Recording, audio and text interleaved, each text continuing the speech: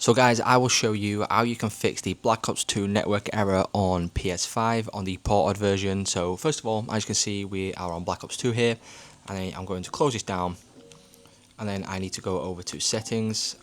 From here, go to network, and then you want to go down to the settings option here, go to setup internet connection, and then you want to go ahead and click on options. From here, you want to go down to Wi-Fi frequency bands, and you want to change this to 5 GHz or 2.4 GHz. Do not have this on automatic because for whatever reason it does mess it up. So once you select one of those, you can then go ahead and click on OK. And then once we do this, go to advanced settings. And from here you want to enter in the settings, so go to DNS settings, click on manual, and then the primary DNS will be 1.1.1.1. The secondary DNS will be 1.0.0.1.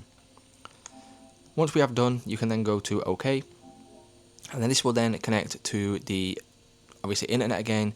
And once that's fully connected, you then want to reset and turn off your device here, and then it should then fix your problem. So if this video did help you out, guys, please leave a like on today's video, and I will see you in the next one.